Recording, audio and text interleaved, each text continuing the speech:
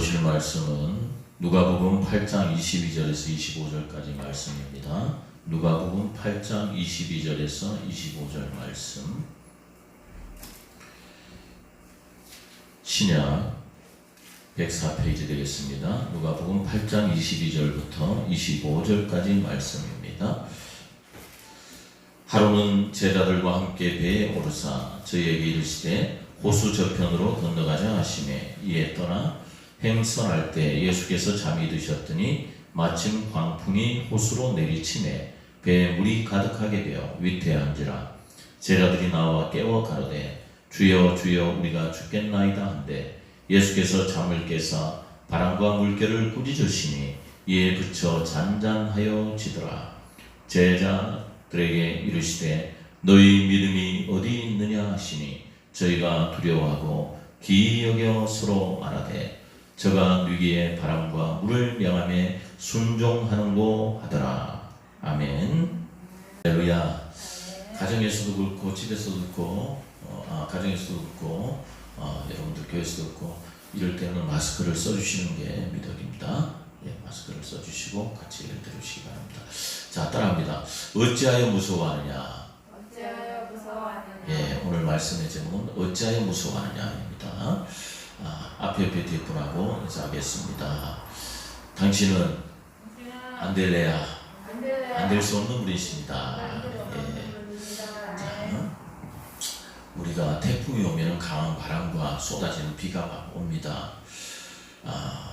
번개가 치고요. 파도가 모든 것을 바다에는 해풍이 막 불어오는데 모든 것을 파괴하는 것처럼 보이지만 태풍이 인간에게 끼치는 유익도 굉장히 많다고 그래요. 그래서 먼저 지구를 온도를 너무 덥지도 않게 춥지도 않게 균형을 맞춰주는 것이 태풍의 역할이라고 합니다. 또한 물이 부족한 지역에 많은 비를 내려서 생명이 살아나게 만들어주고요. 그 다음에 강한 바람을 일으켜서 해수면을 뒤집고 순환시켜서 적조를 없애고 플랑크톤을 끌어올려서 생태계를 활성화시켜주는 게 태풍의 이렇게 장점의 요인이라고 합니다. 지금 우리 삶의 연장형 속에 지금 코로나라는 태풍이 불어옵니다. 그런데 이것이 파괴의 바람이 아니라 하나님의 입김으로 우리를 더욱더 연단시키고 정화시켜서 우리가 땅을 바라보던 우리가 하나님을 바라보게 되는 계기가 되는 통로가 될 줄로 믿습니다. 굳어져 있던 우리 마음에 불신과 염려를 다 두려움의 모든 흔적들을 다 없애주시고 우리의 믿음을 성령으로 살아나게 하시는 그러한 전화유복의 모든 흔적과 계기가 될 줄로 믿습니다. 예, 자, 예레미야 29장 11절에 보니까 여호와의 말씀이니라 너희를 향한 나의 생각을 내가 아느니 평안이요 재앙이 아니니라 너희에게 미래와 희망을 주는 것이니라 말씀하고 있습니다. 하나님께서 우리에게 평안을 주려고 그런다. 그러니까 조금만 기다려라. 평안을 주려고 그런다. 조금만 기다려라. 말씀하고 있는 것을 믿으시기 바랍니다. 갈릴리 호수는 예나 지금이나 굉장히 그 풍랑이 세고요. 이렇게 여러 가지 이제 갑자기 고요하다가 갑자기 파도가 막 몰아치고요.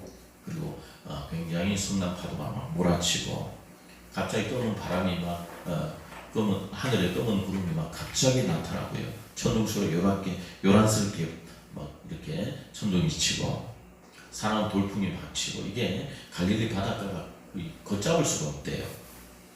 그런데 이 갈릴리 바닷가에 고요하던 갈릴리 바닷가에 예수님께서 이렇게 배를 타고 저 건너편으로 가시는데 갑자기 성난 파도가 막 몰아치는 겁니다. 그래서 이 전부 다 뱃사람들이었어요. 예수님의 제자들은 어부 생활을 한 제자들이 많았는데 이 풍랑이 얼마나 무섭다는 사실.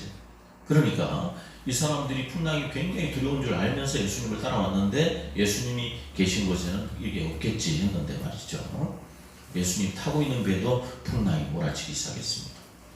그래서 배가 막 높이 올라갔다 막 롤러코스터 타듯이 막 뚝 떨어지고 말이죠. 그래서 겁에 질려가지고 선생님 큰일 났습니다. 우리가 죽게 되었습니다. 그래서 잠이 드신 예수님을 깨웠습니다. 예수님께서 성난 파도 폭풍이 막 치고 막 천둥이 치고 번개가 막 치는데요. 호수야 잠잠할지어다 이렇게 명령하시는 거예요. 갑자기 제자들이 볼 때 아이고 호수가 무슨 샘물이냐? 주님은 저렇게 명령을 하고 있어. 야, 그런데 그 다음에 주님께서 하신 말씀이 왜 무서워하느냐? 믿음이 적은 자들아. 이렇게 책망을 하고 계십니다. 주님께서. 자, 오늘은 여러분들 말씀의 제목이 뭐라고요? 어찌하여 무서워하느냐? 따른다. 어찌하여 무서워하느냐? 어찌하여 무서워하느냐? 왜 무서워하는 것일까요? 제자들은 예수님의 말씀을 믿지 않았기 때문에 무서워하는 겁니다. 오늘 8장 22절 보니까 하루는 제자들과 함께 배에 오르사 저에게 이르시되 때 호수 저편으로 건너가자 하시매. 호수 저편으로 건너가자 하시매. 예수님께서 분명히 뭐라고 말씀하셨냐면은 얘들아 호수 저편으로 건너가자. 호수 저편으로 건너가자. 따라합니다. 호수 저편으로 건너가자. 호수 저편으로 건너가자. 예, 분명히 주님께서 말씀하셨어요. 그리고 예수님께서 배를 타고 가시다 피곤하셨는지 배에서 곧장 주무셨습니다. 그런데 호수 한가운데 왔을 때 태풍이 막 몰아쳤단 말이죠. 제자들은 죽음의 공포를 느꼈습니다. 예수님을 깨웠습니다. 24절 보시면은 나와 있죠. 자, 제자들이 나와 깨워 가로되 주여 주여 우리가 죽겠나이다. 우리가 죽겠나이다. 예수님께서 풍랑을 꾸짖어서 잠잠케 하신 후에, 자, 예수님은 분명히 자기가 있음에도 제자들이 죽을 지경처럼 이렇게 된 것을 보시고 공포에 이렇게 절해있는 제자들을 책망을 하셨습니다. 누가 있어요? 예수님이 함께 있는 거예요. 함께 계신 거예요. 그러니까 예수님이 함께 있으면 두려워할 필요가 없지요. 그런데 제자들은 두려워하는 거예요. 자, 마태복음 8장 26절에는 여기 누가복음에 없는 말씀이 있는데 어찌하여 무서워하느냐. 여기는 누가복음에는 너희 믿음이 어디 있느냐 이렇게 말씀하시는데 마태복음 8장 26절에는 어찌하여 무서워하느냐 믿음이 적은 자들아 하시고 어찌하여 무서워하느냐. 따라해 보시죠. 가정에서 예배드리는 분들도 함께 같이 제가 다 보고 있어요. 할렐루야. 예. 자, 따라하세요. 어찌하여 무서워하느냐. 오복평 박사님 어찌하여 무서워하느냐. 여진 자매 어찌하여 무서워하느냐. 도의자매 어찌하여 무서워하느냐. 할렐루야. 예. 그러니까 우리도 마찬가지예요. 말씀에 믿음이 없으면 삶에 몹시 불안합니다.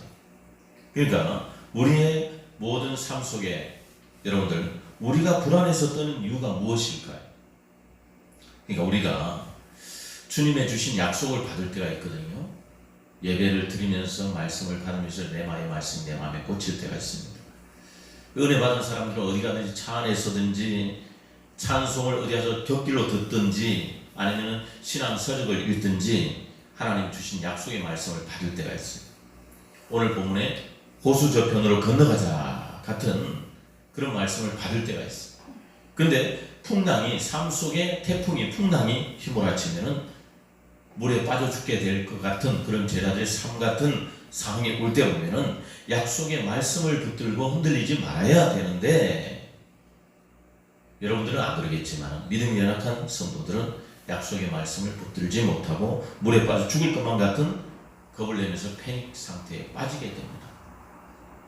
그래서 지금 내 삶에 불안감이 있으면 내 믿음이 연약하다는 것을 인정하고 말이죠. 내 믿음을 굳세게 해야 될 줄로 믿습니다. 그러니까 여러분들 분명히 예배와 기도와 말씀 묵상에 여러분들 게을리하면은 반드시 믿음이 흔들리게 된다. 그래서 삶의 불안으로 이어진다. 금요일날 말씀드렸죠. 예배의 실패는 가정적으로 나타나 가정적으로 모든 상황이 어려워진 상황이 이렇게 나라와 민족과 세계에 어떤 영향을 미치게 된다. 교회가 분명히 여러분들 하나님 앞에 책망을 받고 그 다음에 예배 생활이 둔화되면 분명히 뭔가 열매가 나타나게 되어 있어요. 그러니까 지금 환경의 문제가 아니라 실상 내 믿음의 문제. 그래서 불안한 겁니다. 제자들이 말씀을 믿는 믿음에 굳게 서 있다면 풍랑을 보고 떨지 않았을 거예요. 자, 어쨌든 예수님이 정하신 목적지인 호수 건너편이 어떤 방법이든지 도달할 것을 믿었을 거예요. 아마 제자들이. 하나님의 계획은 이루어집니다. 그러니까 그 하나님의 계획의 동반자로 초청된 내가 일평생 이렇게 벌벌 떨면서 그 계획을 믿음 없이 이뤄갈 수도 있고요. 주님을 믿음으로 일평생 담대하게 그 계획을 이뤄갈 수도 있는 거예요. 그러니까 결국 뭐냐? 내 믿음의 문제, 어떤 상황이 닥쳤다. 내 믿음의 문제, 따라합니다. 내 믿음의 문제. 코로나 때문에 여러분을 두려워하지 마시기 바랍니다. 여호와는 나의 위치요 나의 구원이시니 내가 무엇을 두려워하려?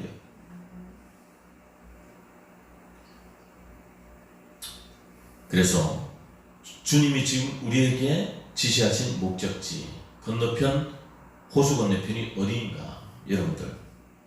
그러니까 우리가 하나님께 받은 사명과 더불어서 우리 공동체가 받은 어떤 개인적인 사명과 여러분들 공동체적인 사명들이 우리가 다 있단 말이죠.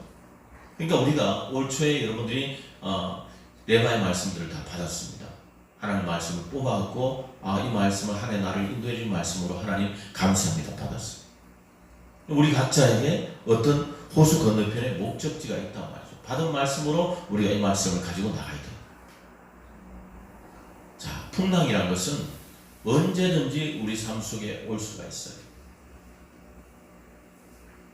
갈릴리 호수에 벼랑간 풍랑이 일어나고 태풍이 천둥이 번개가 막 쳤듯이 우리 삶에도 벼랑간 여러분들 태풍과 광풍과 풍랑이 밀어 닥치게 될 때가 올 때가 있습니다.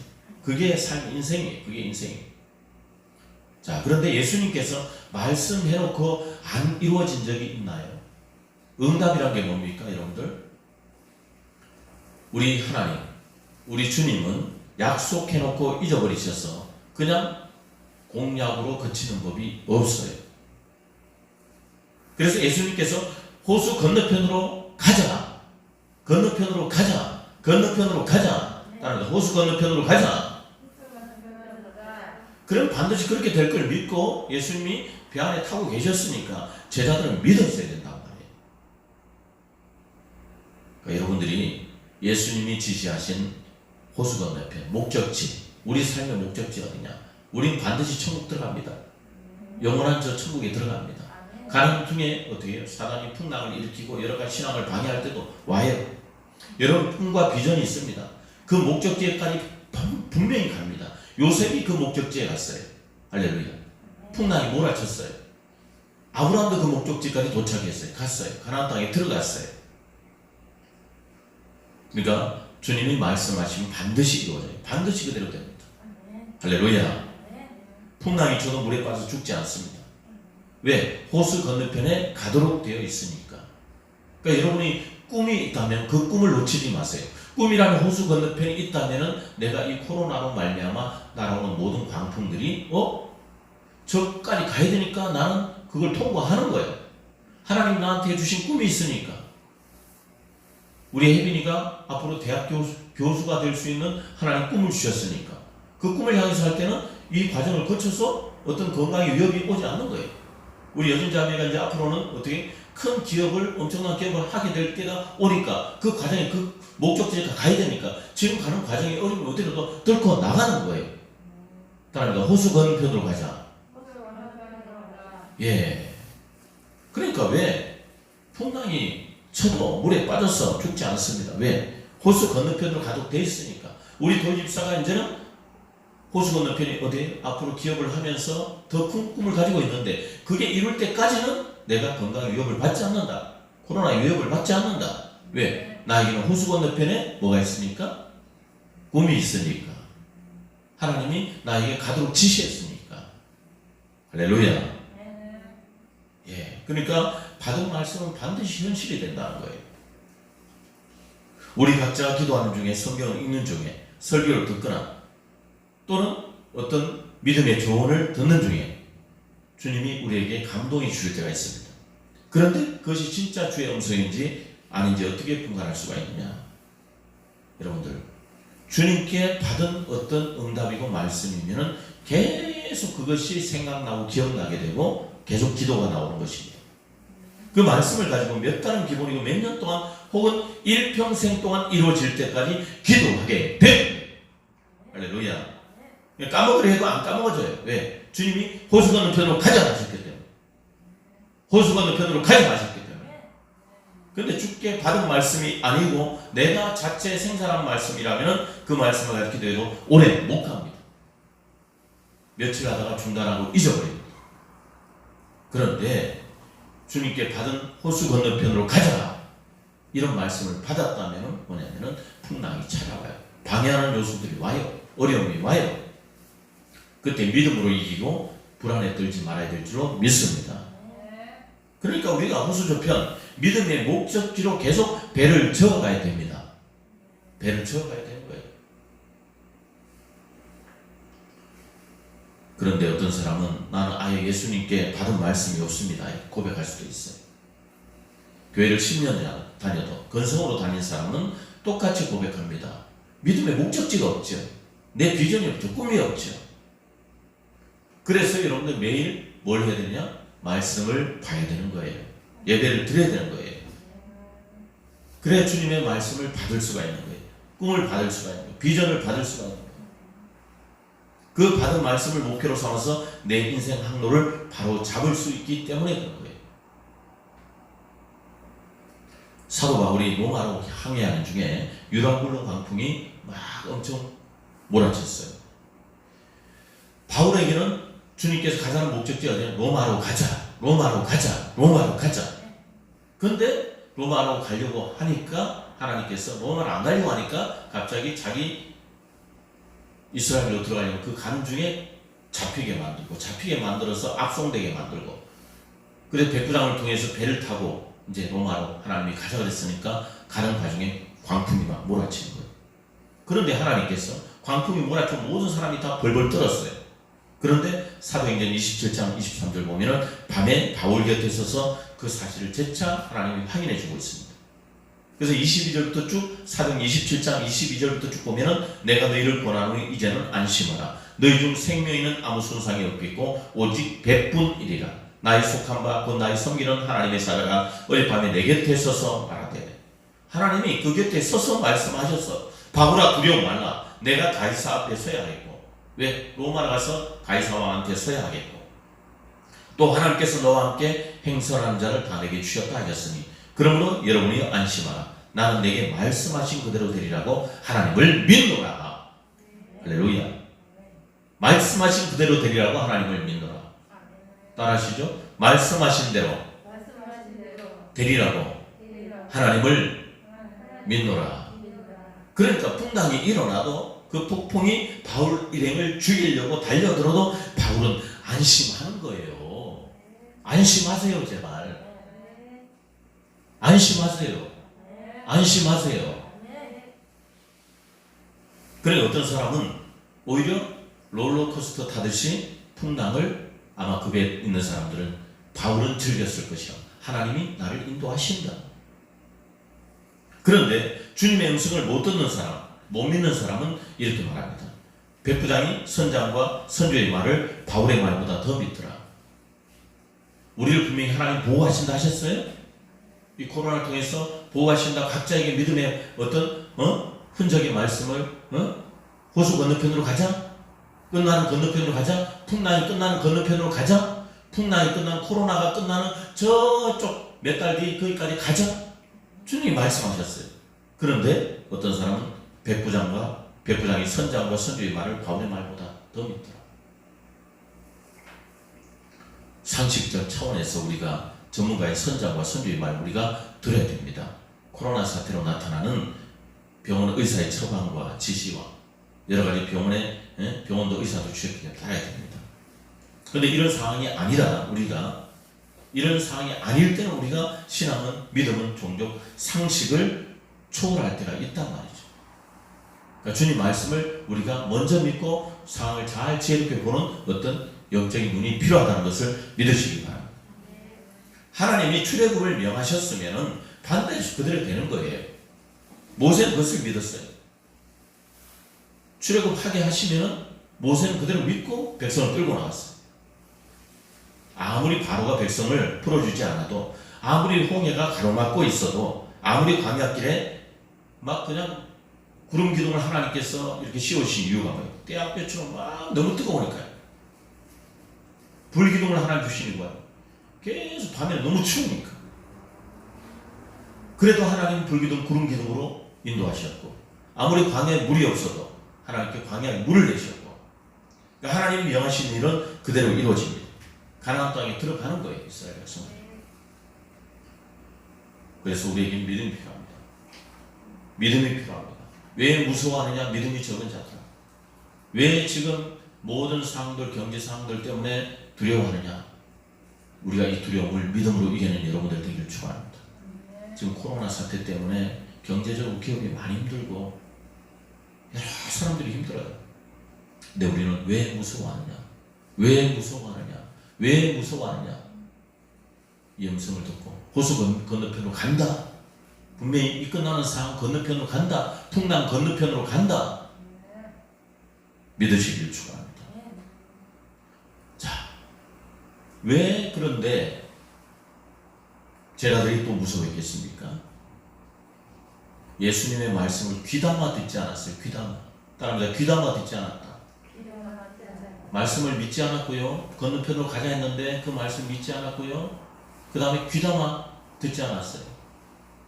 믿지 않았고 깊이 듣지 않았다 이 말이에요.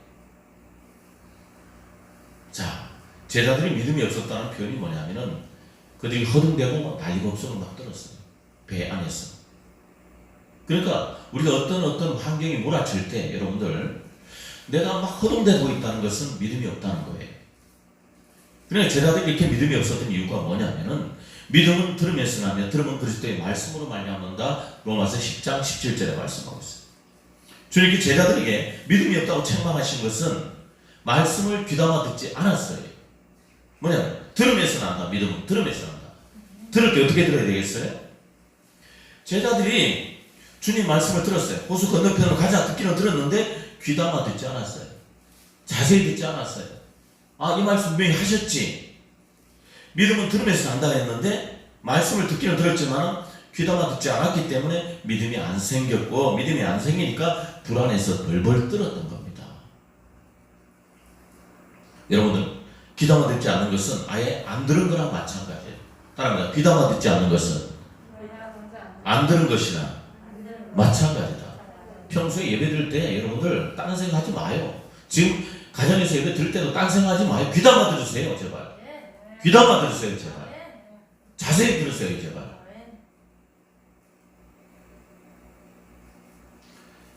오늘 8장을 보면은 예수님께서 계속적으로 말씀을 귀담아 들을 것을 반복해서 가르치고 있는 거예요. 그래 8장 8절 보니까 들으는 좋은 땅에 떨어짐에 나서 100배의 결실을 하였느니라. 이 말씀을 하시고 외치시되 들을 귀 있는 자는 들을지어다. 그러니까 들을 귀 있는 사람은 듣게 된다는 거예요. 실제로 듣게 된다는 거예요. 들을 귀 있는 자. 듣는 귀가 열려있으면 어린 혜빈이 같이 혜인이 같은 아이도 지금 어떻게 귀담아 들으려고 하면 오늘 어른들 설교는 힘들다고 하지만은 들리게 되는 거예요. 무엇든지 이해가 되는 거예요. 귀담아 듣게 되면. 믿습니까? 오늘 누가복음 8장 9절부터 보니까 예수님께서 길가밭, 돌짝밭, 가시떨기밭 여기에 떨어진 씨를 말씀하셨는데 말씀을 전부 다 들은 자들이셨습니다. 안 들은 게 아니고 말씀을 다 들었어요. 그러니까 12절 보면 길가에 있다는 것은 말씀을 들은 자니, 바위 위에 있다는 것은 말씀을 들을 때, 가시떨기에 떨어졌다는 것은 말씀을 들은 자니, 이 세 가지 맞춤 말이죠. 말씀을 들었지만 안 들은 것과 똑같은 신념들을 길가밭, 바위 위, 가시떨기 이렇게 말해주고 있는 거예요. 그러니까 말씀을 귀담아 듣지 않았고 그 말씀대로 따라가지 않았기 때문에 여러분들. 그래서 18절 보면은 그러므로 너희가 어떻게 듣는가 스스로 삼가라. 너희가 어떻게 듣는가 스스로 삼가라. 어떻게 듣는가? 말씀을 지금 잘 듣고 있니? 귀담아 듣고 있니? 누구든지 있는 자는 받겠고 없는 자는 그 있는 줄로 아는 것까지 빼앗기리라 하시니라. 무슨 말씀이냐? 귀담아 듣는 자는 누구든지 받겠고 하나님 말씀을 받겠고, 자 귀담아 듣지 않는 자 어떻게 듣는가 스스로 삼가라 그랬죠. 귀담아 듣지 않는 자는 그 말씀이 있는 줄로 아는 것까지 다 없어진다. 그러니까 있는 말씀까지도 다 빼앗긴다 이 말씀이에요. 귀담아 들으시길 축원합니다. 귀담아 들읍시다. 아멘. 잘 들읍시다. 아멘. 똑똑히 들읍시다. 아멘. 그래서 예수님께서 21절을 보니까 사람들이 찾아왔어요. 당신의 동생과 모친이 왔습니다. 그러니까 주님께서 뭐라 말씀하셨냐면 내 모친과 내 동생들은 곧 하나님 말씀을 듣고 행하는 이 사람들이라 하시니라 하시면서 가족 개념을 말씀해 주셨어요. 나의 가족은 하나님의 말씀을 귀담아 듣고 그 다음에 그 말씀대로 행동하려고 하는 사람이 진짜 내 가족이다. 이렇게 말씀하시는 거예요. 그러니까 오늘 누가복음 8장에 계속 이어서 말씀하시는 건 뭐냐면은 제자들이 풍랑을 만나 야단법석을 떨어요. 근데 이걸 쭉 말씀을 거슬러 올라가 보니까 말씀을 듣는 문제였어요. 호수 건너편으로 가자 했는데 귀담아 듣지 않았어요. 제자들이 어디? 가시떨기, 돌짝밭 그런 어떤 밭이 길가밭이었던 거예요. 호수 건너편을 건너가자 말씀을 귀담아 들었다면은 자 우리는 호수 건너편으로 분명히 건너갈 거야. 이런 믿음이 생겼을 겁니다.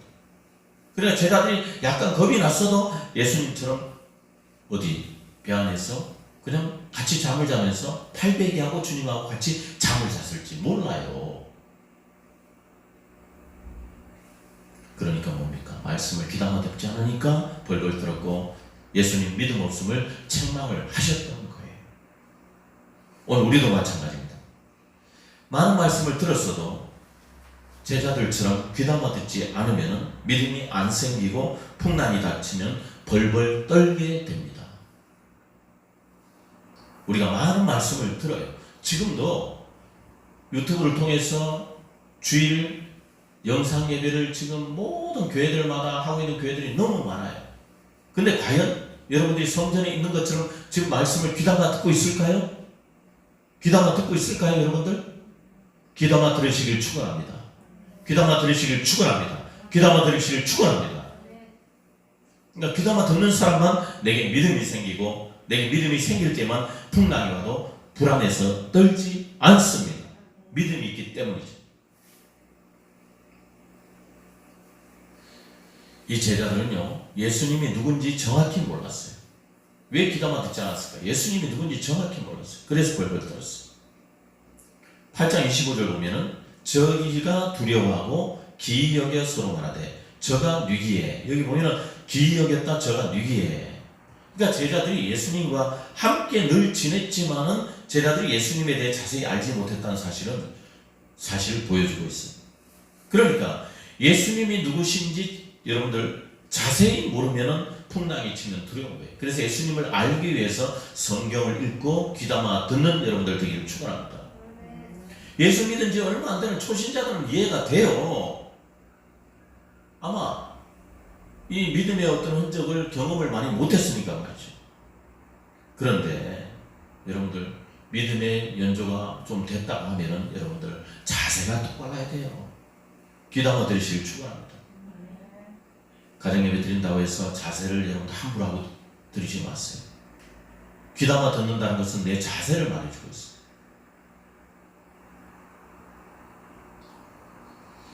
다릅니다. 세 번째, 주님은 내 믿음을 확인시켜 주신다. 예. 주님은 지금 내 믿음의 현재를 지금 확인시켜 주세요. 내게 믿음이 없으면 점점 그 두려움에 빠져들어서 나중에는 그 풍랑 속에 빠져 죽을 것이기 때문에. 제자들이 그랬습니다. 24절 보니까 주여 주여 우리가 죽겠나이다. 믿음을 잃으면 반대로 두려움이 커지는 거예요. 믿음 플러스 두려움. 믿음과 두려움의 상관관계. 믿음이 있으면 두렵지 않습니다. 믿음이 없으면 두렵습니다.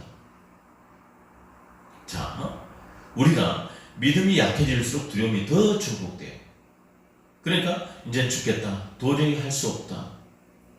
끝에 가서는 아예 죽어버리고 싶다. 그런데 주님은 우리에게 늘 믿음을 확인시켜 주시는데 내 믿음이 어디 있느냐? 내 믿음이 어디 있느냐? 지금 주님께서 믿음을 확인시켜 주고 있는 거예요. 어찌하여 무서워하느냐? 너 믿음이 없는 것은 네가 두려워하는 것은 믿음이 없기 때문에. 믿음 있는 사람은 큰 두려운 일을 당해도 담대하게 살아가는데 믿음이 약한 사람은 작은 두려운 일을 당해도 벌벌 떨면서 어쩔 줄 몰라 하는 것입니다. 우리가 죽게 되었나이다 하는 것입니다.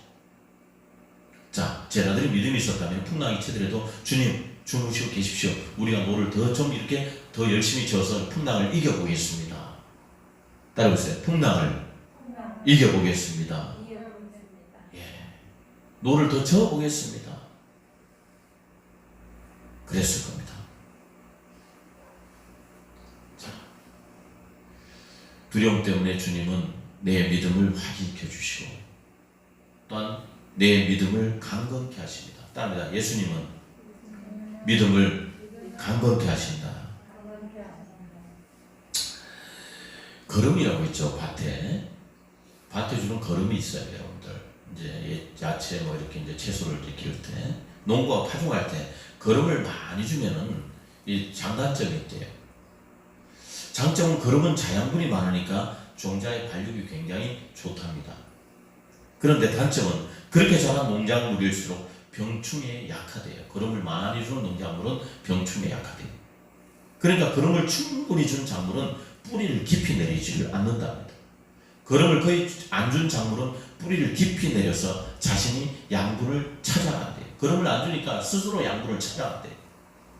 그러니까 뿌리가 양분을 찾아서 자꾸 깊이 내려갈수록 작물의 내성이 길러지고, 그래서 여러분들 초록마을에 있는 채소들이 맛있는 이유가 뭐냐면은 여러분들 유기농을 해서 거름을 많이 안 줬기 때문에 맛있는 거예요. 뿌리가 깊이 내려가서 이렇게 만든 야채들, 생야채들 이런 것이기 때문에 맛있는 거예요.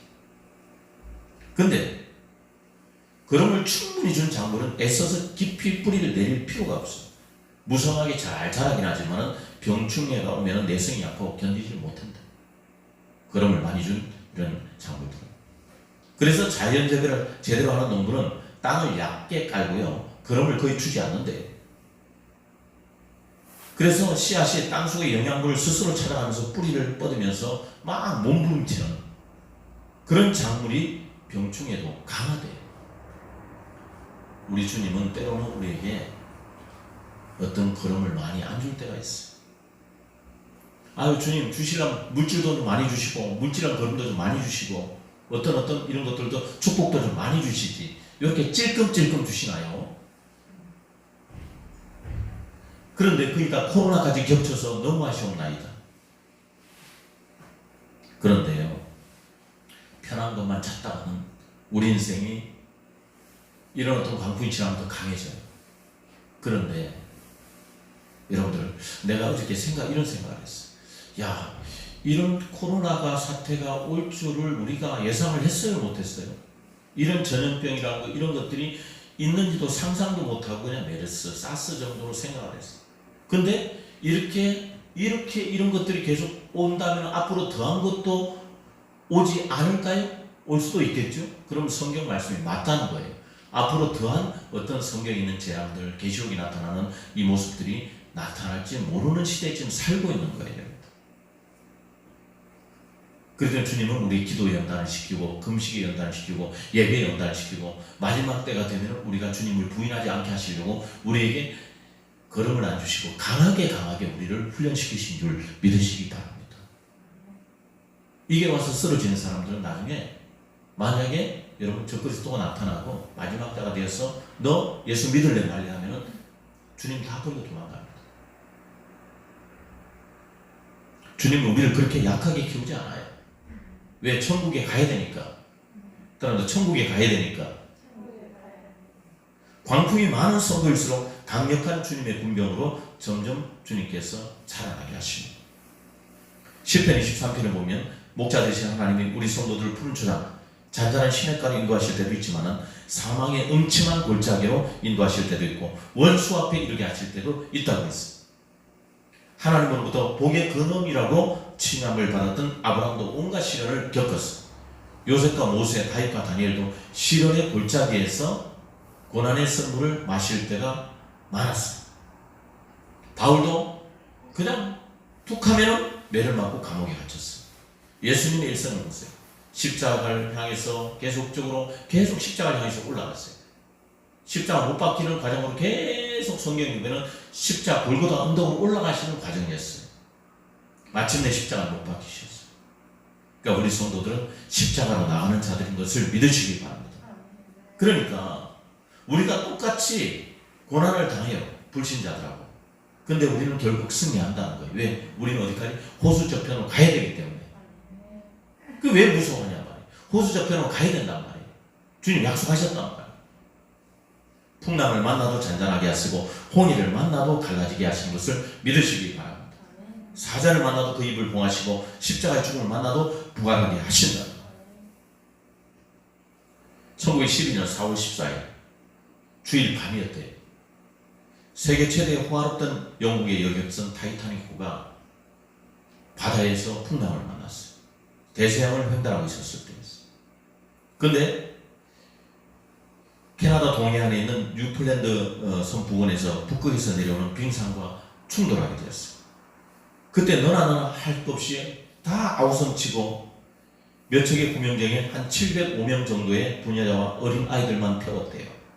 그 나머지 1635명은 가판 위로 올라가서 침몰해 가는 데와 더불어서 전부 다 운명의 시간을 기다렸답니다. 그날이 주일 저녁이었대요. 그런데 악단주의자 와리스 히틀리가 내 주를 가까이 하려면 십자가 진 같은 고생이나 이 찬송가를 연주하기 시작했어요. 남아있던 승객들이 전부 다 배에 타고 있고 이제 침몰한 그 배에 타고 있던 승객들이 그 찬송을 따라 부르기 시작했습니다. 그 중에 믿음이 신실한 사람들도 있었지만 타락한 자들도 있었어요. 그런데 전부 다 회개하는 심정으로 천국을 사모하는 마음으로 끝까지 타이타닉호가 물속에 완전히 잠길 때까지 꼿꼿이 찬송가를 불렀는데, 그러니까 구명정에 탄 사람들이 쭉 이렇게 705명의 여자들 아이들이 보니까 마지막 절을 부를 때 물속으로 쭉 들어가더래요. 기독교의 영향을 받은 그 사람들은 최후의 순간까지도 위대하게 그들의 삶을 장식을 했습니다. 우리가 이 코로나 사태라는 엄청난 일을 지금 맞이하게 됐습니다. 지금 보면은 우리가 여태까지 예배를, 우리 한국교회가 예배를 안 드린 교회들이 있었을까요? 주일 예배를? 없습니다. 성도들이 주일 성도 안 하는 성도들이 있을까요? 없습니다.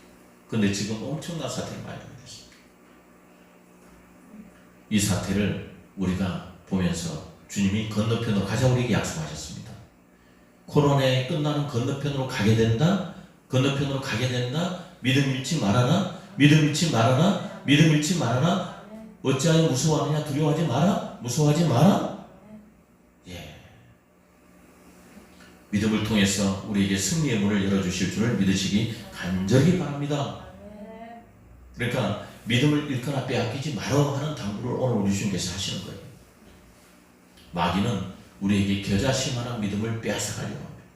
믿음을 뺏기면 어떻게 돼요? 아담과 하와가 마귀에게 믿음을 이렇게 잃어버리고 나니까 어제까지 하나님과 대화했는데 나중에는 하나님을 두려워서 피해버렸어요. 하나님의 사랑을 의심해서 멀리 피하려고 했어요. 우리의 믿음을 뺏기면 이상하죠. 어제까지 확실하게 믿었던 하나님의 존재와 사랑과 십자가와 부활과 천국이 믿어지지가 않는 거예요. 여러분, 믿음 잃어버리면 큰일 납니다. 호수 저 건너편으로 가자 분명히 말씀하신 말씀을 붙들으세요. 천국과 지옥은 분명히 있습니다. 근데 믿음 잃어버리면 전부 의심이 돼요. 믿음 잃어버리면 설교를 듣는 중에도 믿음이 없는 사람들은 믿어지지 않는 거예요. 믿음보다 더 큰 복은 없는 거예요. 혜빈아, 더 큰 복은 없는 거예요. 그 믿음을 잘 지켜야 될 줄로 믿습니다. 그러니까 어떠한 처지에 놓이든지 절대로 풍랑 속에서 동요하지 마시고 광풍 바라보면서 원망하지 마시고 그 속에 숨어있는 하나님의 목적과 의도를 읽을 수 있기를 축복합니다. 어찌하여 무서워하느냐? 약속의 말씀을 믿지 않기 때문에, 말씀을 귀담아 듣지 않았기 때문에, 주님이 누군지 정확히 몰랐기 때문에, 그래서 주님은 내 믿음을 확인시켜 주시고 내 믿음을 강건하게 해주시는 것을 믿으시기 바랍니다. 이 시간 함께 우리 함께 기도하겠습니다.